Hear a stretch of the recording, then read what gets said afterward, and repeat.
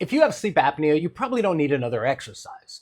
You definitely don't need another random tongue exercise. You don't need another breathing hack. You don't need another gadget somebody told you to buy.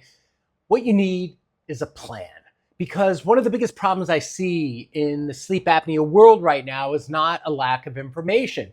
We have more information than we've ever had. You can go on YouTube right now and find hundreds of tongue exercises, breathing exercises, throat exercises, sleep hacks, supplements, mouth tape, breathing devices, and now you can ask AI to give you 50 sleep apnea exercises in about 5 seconds. Information isn't the problem anymore. Organization of that information, that's where the problem is. Questions like, what do I train? Why am I training it? What do I do first? How do I know if I'm improving? And when do I objectively retest with my doctor? That's why I teach sleep apnea rehabilitation through 3 different buckets of information. I call it BMS, breathing, mouth, sleep. And in this video, I'm going to map out exactly what those 3 buckets mean, why I believe they belong together, and how I would think about training them over time. Because once you understand the map, the journey, all of those individual exercises start making a lot more sense. And before we get into the 3 different buckets of training, if you're wondering which of all these areas may need the most attention in your particular situation, I created a free sleep apnea breath assessment. It looks at your breathing, your mouth, and your sleep profile, and helps you identify where your biggest training priorities may be, so you're not just guessing about what to work on first. It's completely free. The link is in the description below. Take the assessment, get your BMS profile, and then come back to this video, because what I'm about to show you will make even more sense if you know your score. Let's start with the first bucket. I like to call the breathing category. Breathing isn't only something that happens to you. Breathing is something that you can train. It's something you can work on. And one of the things that I'm interested in is how efficiently and calmly you breathe. Do you breathe through your nose? Do you chronically overbreathe? How well do you tolerate shifts in carbon dioxide? What happens when you experience air hunger? Does your breathing immediately become faster or more chaotic? Or can your system tolerate that sensation and remain relatively calm? Those are trainable qualities. This doesn't mean a breathing exercise cures obstructive sleep apnea. It doesn't.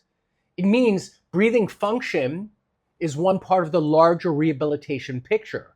So inside the breathing bucket, we might work on things like nasal breathing, breathing efficiency, reduced breathing exercises, CO2 tolerance, breath hold work, recovery breathing, and respiratory control. Think about what we're doing here. We're not trying to become professional breath holders. We're building capacity. We're giving the respiratory system progressively more challenging situations and asking it to adapt. That's training. Now, let's move to the second bucket of information that I teach.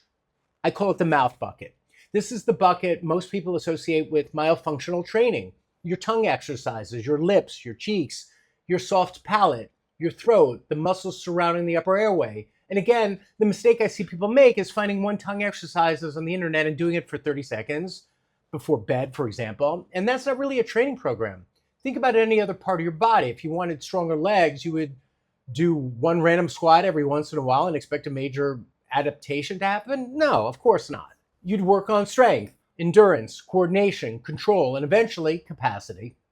I want you thinking about your mouth and upper airway musculature the same way. Can your tongue generate force? Can it maintain that force? Can you create suction? Can you hold that suction? Can you maintain appropriate tongue posture? Can the muscles continue working when they become fatigued? Those are different qualities, and that means they require different kinds of training. Some exercises are about strength, some are about endurance, some are about coordination, some are about motor control. That would be the mouth bucket. Now we get to the third bucket, I like to call sleep. And this one is easy to underestimate because people want the exercise, right? Give me the tongue exercise, give me the breathing drill, tell me how many repetitions to do, I'll just do that. But you're rehabilitating something that happens while you're asleep. So we have to care about the conditions surrounding your sleep schedule, your sleep consistency. Is alcohol going to be an issue for you? Body composition when it's relevant, sleep position, nasal congestion, stress and its effect on your sleep, recovery, medication that may affect sleep or airway function that you should maybe discuss with your doctor, and how much sleep you're actually getting, and whether you're creating an environment where your body has an opportunity to recover. BMS profile. This is where I want to make an important distinction. Not everybody needs the exact same amount of work in every bucket.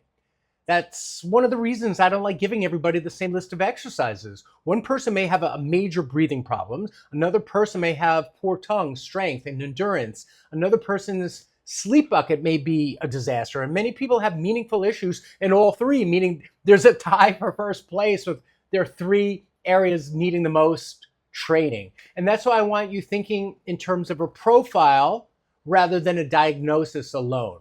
You may have sleep apnea, but what does your BMS profile look like? And remember, I left the link below. You can get a free assessment. It's a questionnaire, and you'll have your BMS profile. You'll have your scores. It's free. It's in the link below. But where are your biggest deficits? Where should your training emphasis be? That's what I like to focus on, because everybody's different. How does that change over the next 3 months, over the next 6 months, the next 9 months, or even a year? We're no longer randomly just collecting exercises. Instead, we're following a rehabilitation strategy. And there's another critical part of this map. At the end of the road is not, I feel better, so therefore I'm cured. And it definitely isn't, my snoring app says I'm doing great, so I'm cured. And it wouldn't be that I think I'm ready to throw away my CPAP and just do that mindlessly. At the end of the road, we retest with your doctor. You objectively retest with your sleep physician. I want to be extremely clear about this. If you're currently using CPAP or another prescribed treatment, you don't stop that treatment because you watch one of my videos. You don't stop because you're sleeping better. You don't stop because your partner says, hey, I noticed you're snoring less. You work with your doctor, you objectively retest, and you make treatment decisions based on objective data with the healthcare professionals that manage your condition. Not everyone is going to be able to get off CPAP. That's just true. Some people may still need it. Some people may need other medical or dental interventions, and some people may make meaningful improvements in their health and function while continuing to use a CPAP, but they use the CPAP more successfully now. Rehabilitation and treatment, they can exist together. That's actually one of the most important ideas I want people to understand, and that's what I wrote a lot about in my book, Apnea Masked. CPAP is treatment. What I'm talking about is rehabilitation. Those are not enemies. The goal of rehabilitation is to improve the things that are actually trainable. Breathing, mouth, sleep, those buckets of information and learning, and then measure what happens. That's the map. Breathe, mouth, and sleep. Train the deficits, build capacity, build resiliency, give the body enough time to adapt. Then objectively retest when you're ready. That might be 3 months, 6 months, 9 months, or even a year.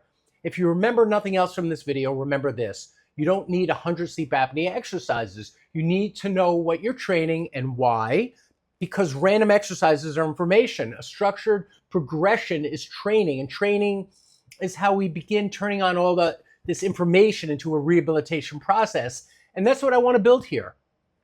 Not another library of sleep apnea hacks, a community of people who understand that their BMS profile, train consistently within that, measure their progress, make intelligent decisions with your doctor based on objective results. And if you don't know your BMS profile, start there. Take the free sleep apnea breath assessment. The link's below. It'll help you see which of these 3 areas may deserve the most attention. I put the link in the description box. It's there for you to use. Breathing, mouth, sleep. That's your map. Now let's train.